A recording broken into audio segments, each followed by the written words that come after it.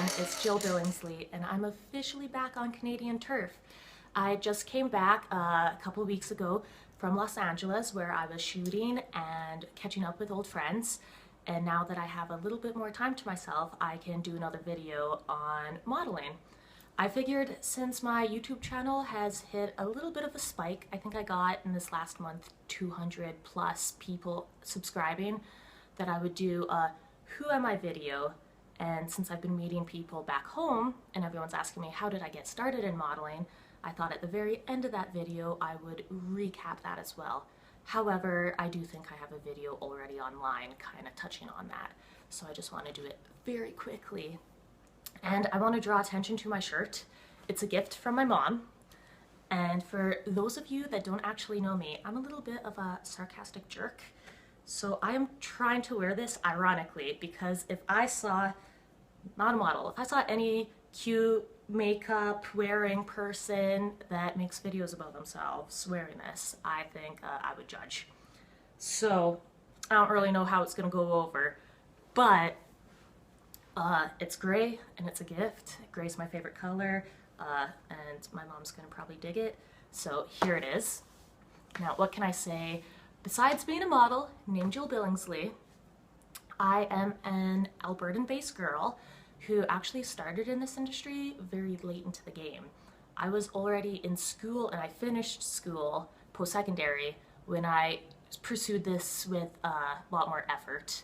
So I think that puts me at maybe 21 when I started. And I'm not your typical model because modeling usually starts around 5'9", 5'8" if you're really special, and your hips have to be between 33 inches and 36 inches. I am 5'7", and my hips bounce in between 36.5 to 37 inches. So when I get a job, it's usually because an agency's kind of liked my personality or a client has gravitated towards me, besides a pretty face, because everybody that goes to a casting is generally good looking. But that's one thing about me that's not very typical. The fact that I went to school first and I'm late into the game, not very typical. And before actually doing placements, which is a stint of time that you are away from your country while working for modeling. It's usually about 3 months unless you decide for it to be longer. But before ever venturing into placements, I actually got an offer to fly over to Florida to try out for WWE, which is wrestling. And my dream was to be a wrestler. I really loved China because China is a strong woman and nobody could ever tell her what to do because she's bigger than most of the guys. She's the boss of herself, which I thought was really empowering. So before modeling, I wanted to get into wrestling, and I actually got an offer to try out. I kind of hurt myself in the ring, and then I was also very shy and passive, so WWE passed on me, but it kind of came full circle again because when I was modeling in Mexico City, AAA Wrestling found me and decided to put me on a few TV appearances and kind of let me get that out of my system. But basically, I'm a lot stronger than your average girl, so if you step to me, I can probably drop you. And I say this all cocky, and next week I'm gonna get beaten up, and I won't even be mad. I'm gonna be impressed. But that's my background, and how did I get started modeling? I got started through a website called Model Mayhem that is very supportive of me and shows all my videos, so thank you guys. And although some people tell me that the website, me promoting them, is something that I should be wary of because certain models have gotten hurt in the past meeting certain photographers or connections through the website, and for me pushing it is just encouraging those kind of acts to happen. I believe that danger is all around and you just gotta really do your homework.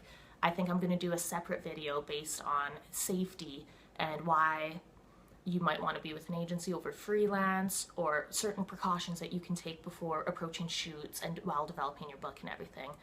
But I'll use that for another day. I got started through Mayhem because it allowed me to make a portfolio for free and connect me with photographers all around the world. And then